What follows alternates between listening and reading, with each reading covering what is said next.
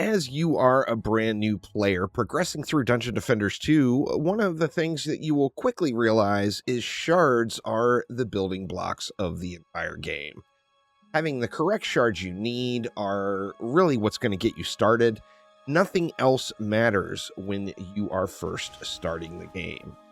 No amount of mod setups are going to be a really good setup without having the correct shards added into your build. Now, with that in mind, as you're progressing through expeditions, I do always encourage everyone, as soon as you have the next tier unlocked, make sure to go right up to it. So if you're farming Chaos 1 and you have reached the champion score to get Chaos 2 unlocked, move on to Chaos 2 by all means and continue your progression. Again, as you get Chaos 3 unlocked and then Chaos 4 unlocked, always keep pressing forward and don't stay stagnant in the low chaos tiers.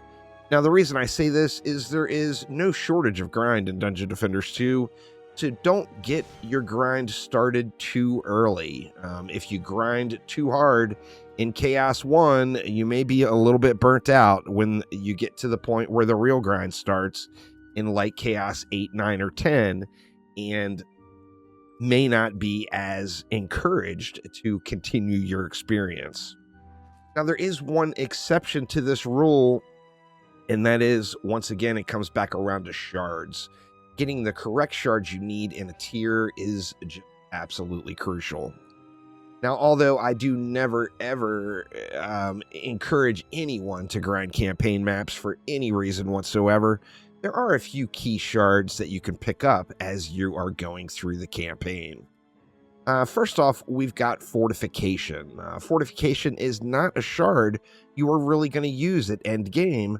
However, it can be a go-to shard for any of your blockade type defenses as you're playing through the game before you get some of the higher end shards.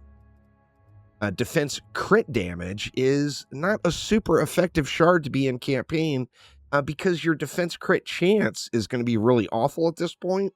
Means that you'll get a very diminished return on your defense crit damage. However, when you have no other damaging shards to add into the mix, defense crit damage can definitely help you out a bit. Not something that you'll want to be concerned with early, but there are builds late in the game and at end game that do use Drenching Strikes. So picking up a Drenching Strikes while you're in campaign is only going to help you out long term. The Speed Boost shard is without a doubt the highest quality of life shard in the entire game. Run faster, game more fun. All there is to it. Speed Boost, you're no doubt want to guild one of these on every single hero, even if it's just a builder that you never play actively. Speed Boost is just incredible quality of life, and you'll want to make sure to pick up dozens of these shards. Worm Scarf, straight up damage resistance. This is one that you won't use in every build end game. However, there will be many end game builds that you are using Worm Scarf to pick up that additional damage resistance. Now, the thing with campaign shards is, remember, as you're progressing through other tiers, you will get, say you're in Chaos 3, you're going to get a Chaos 3 shard pack for each one of your Chaos 3 wins, or you're going to get a Chaos 3 shard for each one of your Chaos 3 wins. However, you're also going to get random shards as well, which means you're going to be picking up lots of campaign shards along your journey, and no reason to necessarily grind this one out. In Chaos 1, we've got the most important shard in the entirety of the game, and that is Destruction. Increases the defense power of the affected tower. This one will be used throughout your entire experience and is definitely one that you'll want at least one of before you leave Chaos 1. So Chaos 1 can be super quick if you're focused on progression. You could realistically complete Chaos 1 in just a matter of a couple of maps. However, if you didn't get a Destruction shard, that would be about the only reason that I would say to grind more Chaos 1. Now, you will get a Destruction shard from the new player quest line. However, you're going to want to have multiple of these. The more Destruction shards you have, the more different damaging defenses you will be able to use. Chaos 2 doesn't have as many, like, general use standouts. However, it does have some very important shards. Defense critical strike chance increases your crit chance of the tower. Once again, this is not one that you're really going to be using in end game. However, it can greatly help your experience as you're getting to that point. In addition to that, you are likely, if you're following meta builds, going to be using a whole lot of flame auras as you play through the various expedition tiers. Encroaching Flames gives flame auras a chance to deal more damage. Just kind of a no-brainer. You stack this with Destruction, and that gets you through many of the various Chaos tiers by using the flame aura. Inspiration is one that you'll be using even at endgame on any ability power hero, so Inspiration is a good pickup, particularly if you are spamming your abilities a bunch on whichever your favorite active hero is. Although there are many other good shards in Chaos 2, as far as your progression as a new player, these are shards that you can just pick up as you're progressing through the rest of the game, and there's no real shard that, in my opinion, should ever make you want to grind Chaos 2. Not a single shard here. So if you're in Chaos 2 and you get Chaos 3 unlocked, I personally would strongly suggest just moving up to 3 and collecting the rest of the Chaos 2 shards you might want long-term, just as the additional shards that you get for wins in the higher tiers. Chaos 3, you get one of the big milestone shards, and that is Deadly Strikes. More range. You get more range, it's just like a power gain. The towers can hit an enemy more times because they're hitting it farther out. So Deadly Strikes is the big one in Chaos 3, no doubt. Although, once again, there are other really good shards in Chaos 3. I personally would not focus on grinding Chaos 3 for shards unless you don't have a Deadly Strikes at all. Now, in Chaos 4, you get arguably the most important shard in the entirety of the game, and that is Defense Rate. Defense Rate is also one that, if you want to ease your experience early game, that I personally would suggest picking up with Defender Medals if you decide to buy a shard with your DMs. This would be the one you'd want to get. However, Defense Rate, until you get Chaos 8 or higher full mod setups, are going to be a go-to shard you're going to want to use on every single defense that has an attack. So no matter what it is, if it's a wall that has an attack, if it's a damaging defense that has an attack, any defense at all that has an attack, you're going to want to use Defense Rate on it.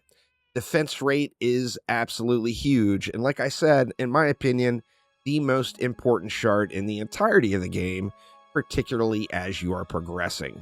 Now, if you have just the original 4 heroes and you're just getting started on your experience, the Earth Toss shard will make your Earth Shatter towers tremendously effective. It adds knock-up, which is going to give you just some natural crowd control.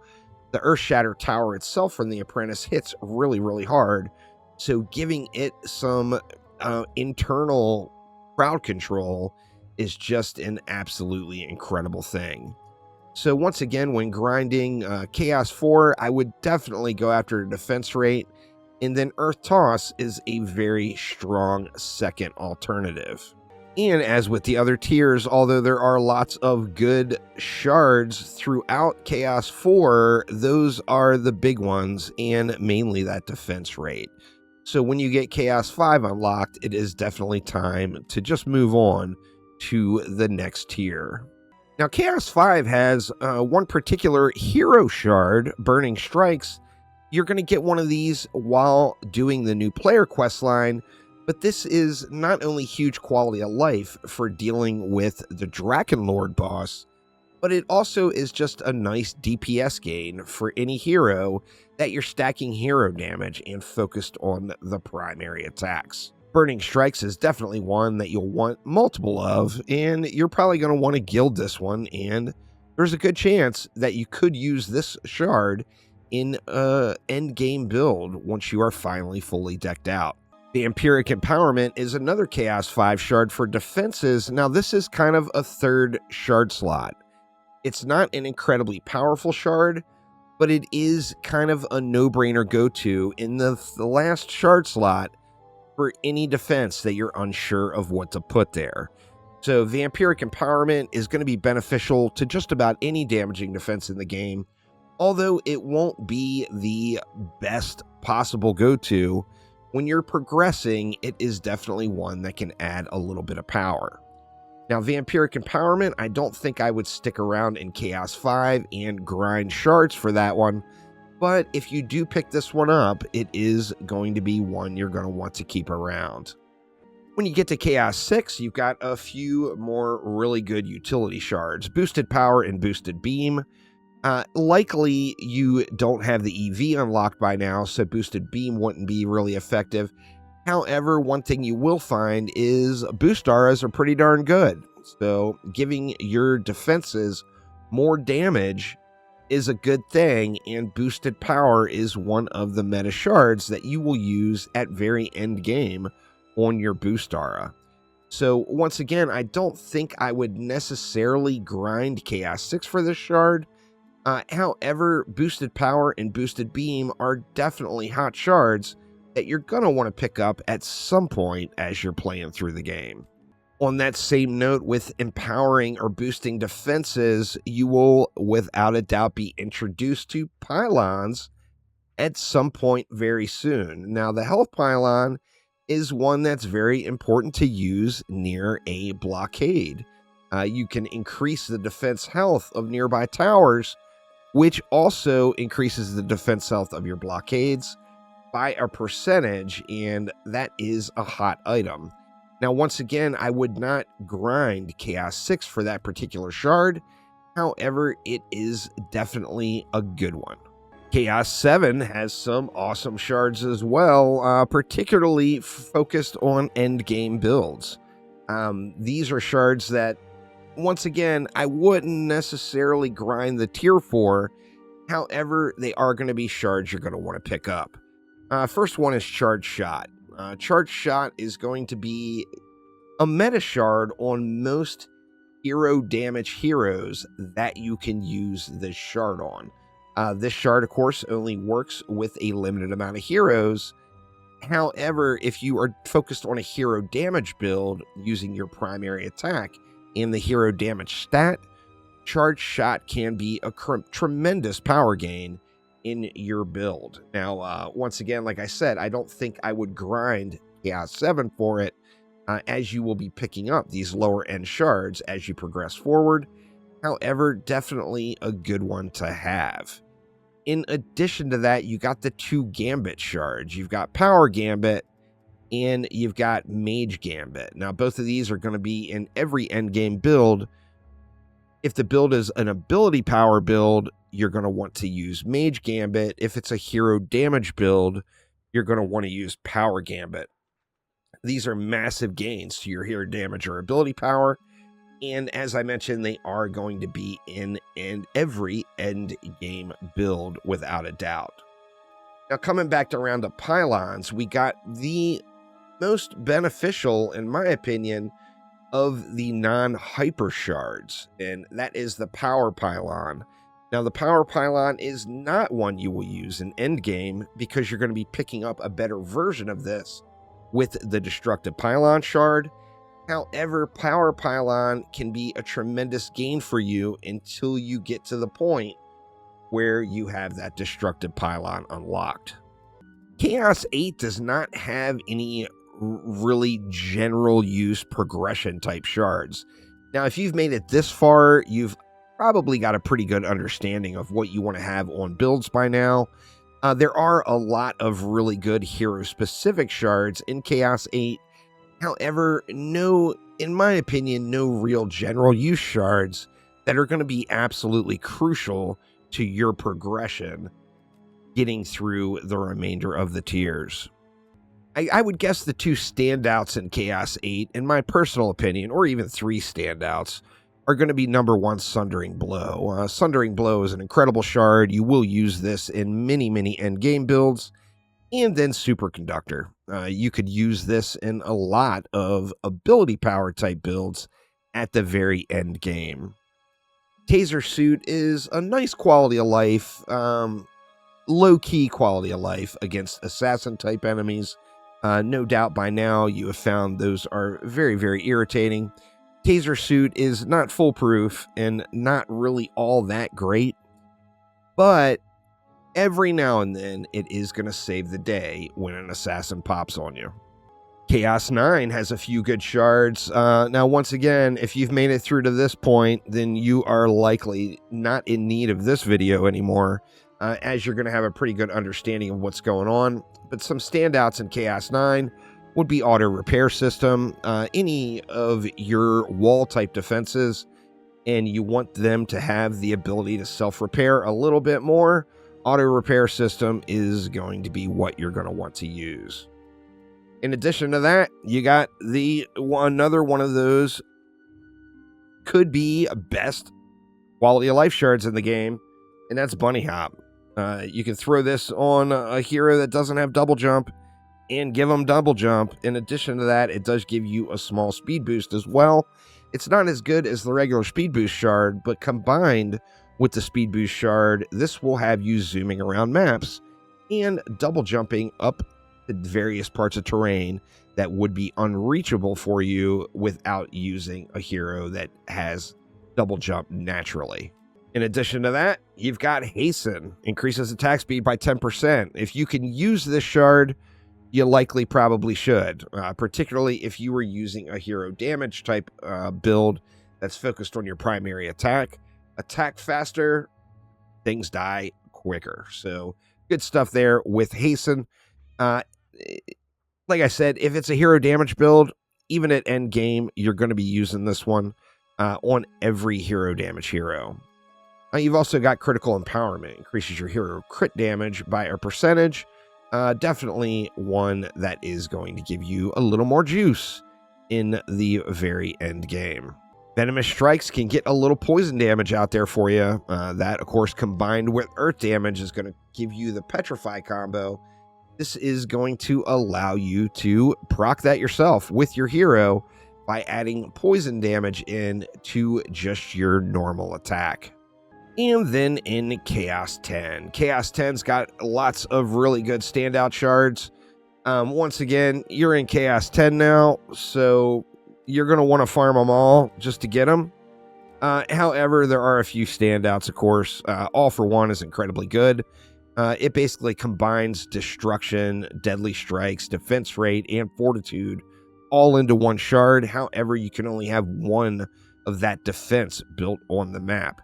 This does stack with like destruction, so you can use an All for One and a destruction shard, and you're going to get that power gain twice on a defense. But the penalty is you can only use one of the defenses. You've got probably the overall best damaging type shard for a hero in the game here. This one is going to be effective for a hero damage or an ability power build. Gives you a huge crit damage boost, but reduces your crit chance by a smaller amount. If you do the math on this one, in just about any case, it's going to be worth using. Diffusion is a real nice shard. I know a lot of people use it, a lot of people don't. If you want to increase range of your defenses without using deadly strikes, diffusion is one of the ways to do it. This goes on the buff beam, of course, so it does require the EV, and diffusion will no doubt help you out. Power transfer is one that you will use in endgame builds, and it increases the crit chance and reduces the defense's health. So you'd use this on a damaging defense that you want to jack the crit chance up on it, and you put it on a damaging defense that shouldn't be taking damage anyway, so the defense health loss doesn't matter at all. You're going to place these defenses in places where they're not going to get hit, so gives you a tremendous power gain with really no downside. And then you've got Range Pylon. You'd want to use this one in conjunction with your other pylon shards like Power Pylon, and throw this on a outside defense. Don't put it on your Boostara. Don't put it on your buff beams. Put it on something outside That way that power pylon can buff your boost aura or buff beam as well. So, like, I personally like to use these on reflect beams or any of the 20 DU defenses. I'll use range pylon, health pylon, and destructive pylon, which is kind of the elevated power pylon shard, on most of my endgame setups. Now, there are many other good shards throughout. However, these are just a few standouts that I personally would say you want to be on the lookout for as you progress through Dungeon Defenders 2. So thanks a ton for watching. Have a wonderful rest of your day, and I will see you soon. Take it easy.